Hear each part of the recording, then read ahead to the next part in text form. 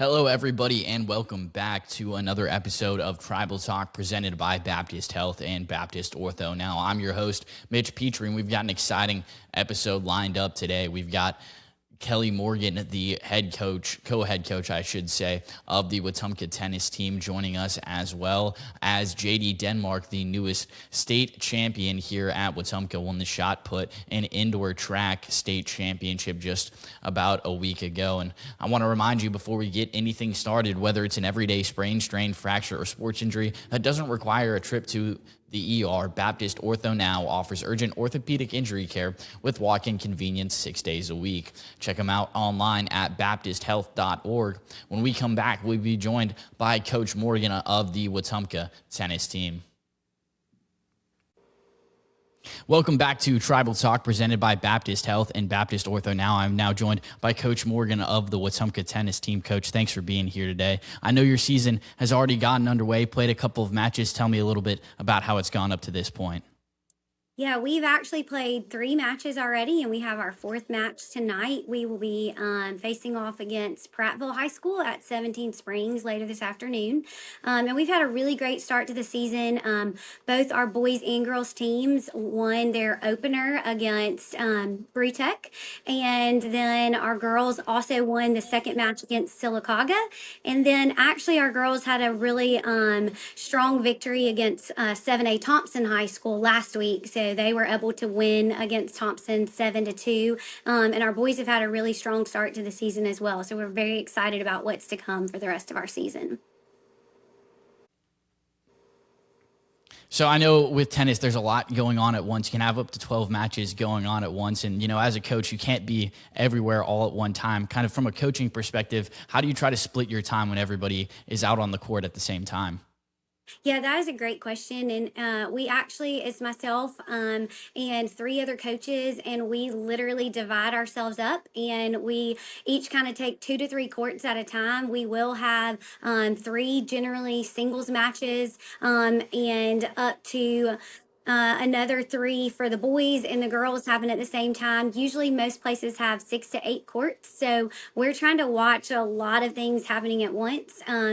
Out at 17 Springs, we actually have a bird's eye view, so that's really helpful that we can try to manage multiple at the same time. But we definitely kind of end up just running around because they're staying on the court and their coaches run in between each of the courts to try to catch them. We actually only get 60 seconds to coach with our kids in between matches, so it's definitely a moving target trying to be there and be present for all of our athletes while they're playing at the same time.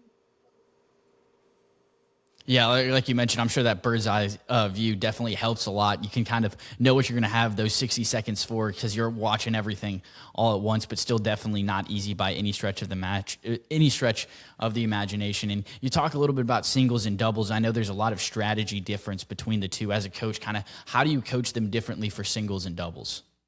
It is really different. Obviously, for singles, it is one athlete walking out onto the court by themselves. And as we coach them from a singles standpoint, we are really kind of focused more on their mental game because they're out there by themselves. And we focus on trying to help them reduce their own errors, knowing what, maybe if their serve is their weakness in this particular match, or we do give them tips, towards their opponents. But really, it's just kind of keeping them out of their own heads, keeping them positive, getting them over, missteps or, minor game losses so that they can take in the match as a whole and really play their best game. And then doubles is a completely different ball game because you have 2 athletes on each court, and it's 2 usually big personalities, different personalities. And from a coaching standpoint, we want communication out of those players. We want them talking to each other because that is how they tend to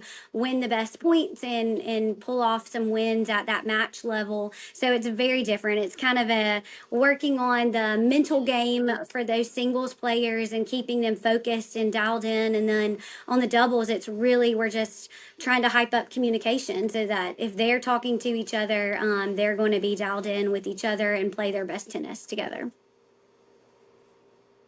Absolutely. You mentioned in singles, especially, you're going out there all by yourselves, and a lot of times serving as your own referee. Sportsmanship obviously plays a huge role in that. Kind of, how do you emphasize that in practice, and how do you try to call a ball in and out, when it's happening all at once?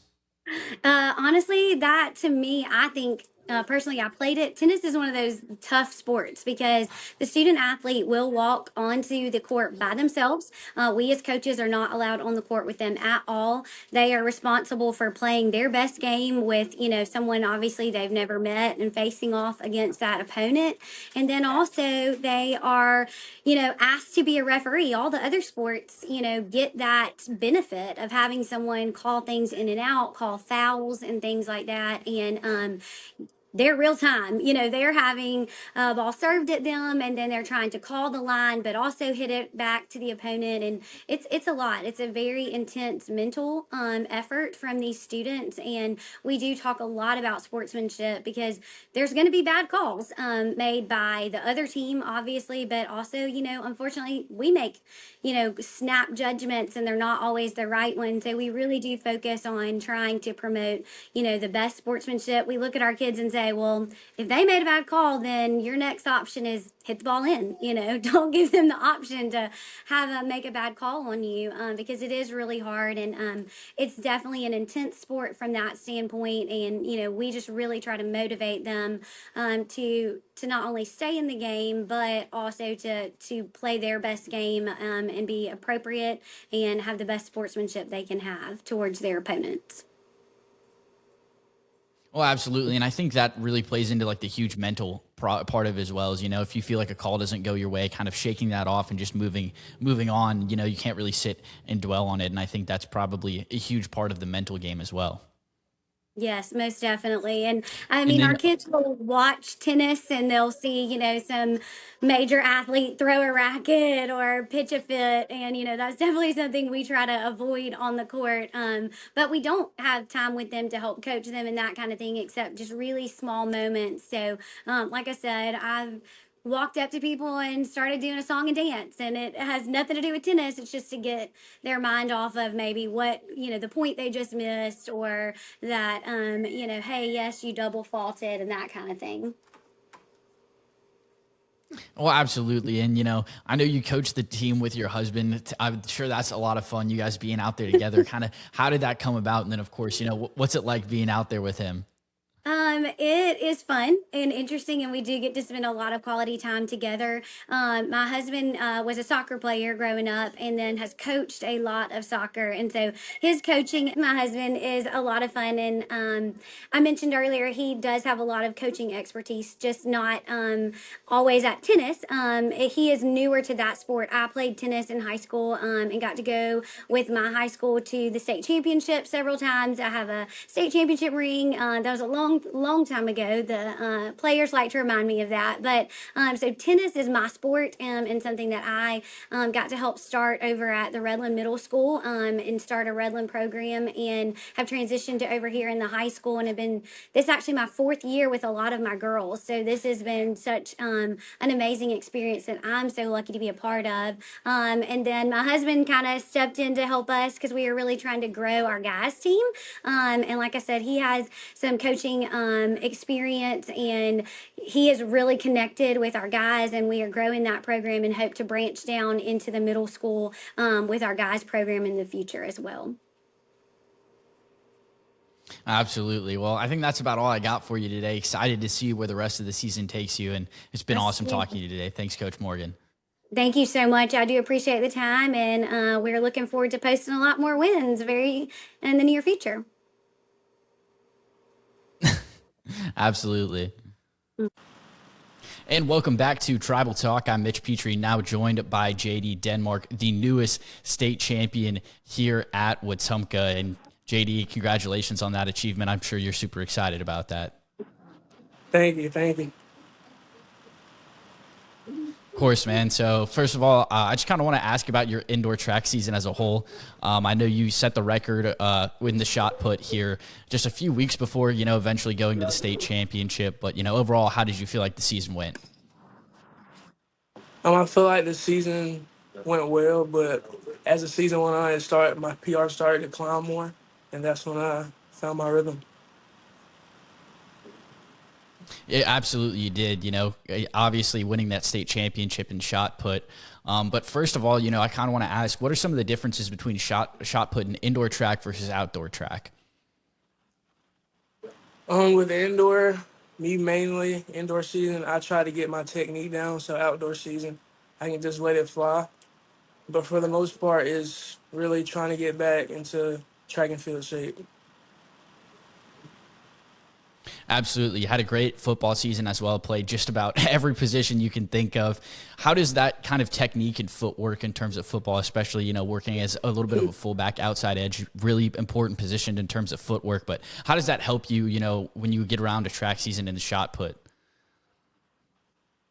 Yeah, I would like to say I was pretty explosive during my football career here at Wetumpka. So that that translates very well to shot put. I definitely think Coach Woods would happen to agree with you on that. Definitely always loved the explosivity, the athleticism you put on the field out there. But, now kind of looking at the season as a whole, first of all, or I guess the state championship rather, how does it feel to be a state champion? It's a pretty surreal feeling. Still trying to get used to it. Doesn't really feel real. So that's what I would say about it.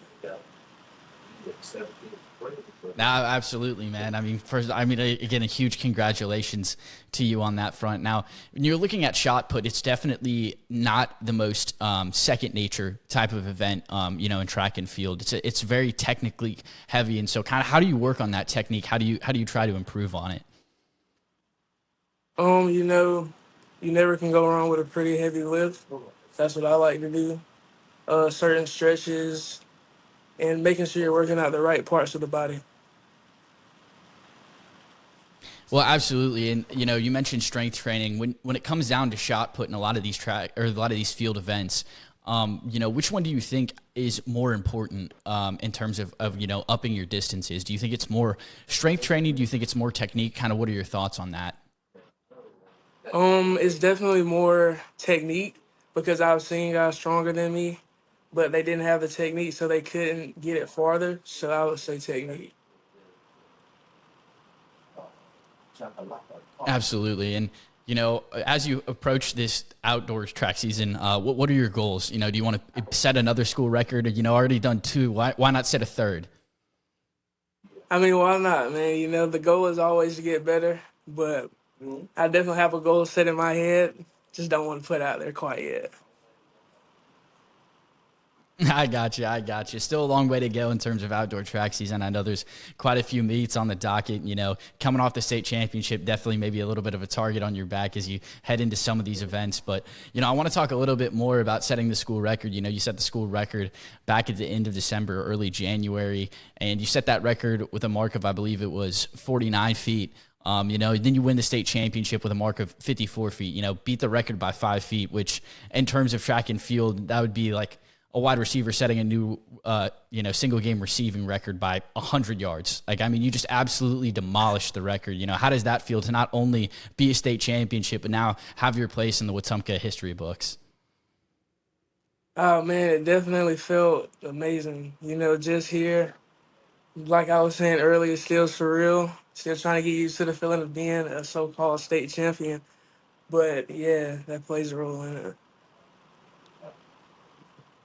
And absolutely. And I wouldn't even say so-called state championship, man. You earned that. Take pride in that. And thanks for joining me today, man. I really appreciate your time and excited to see what you do in this outdoor track season. Thank you.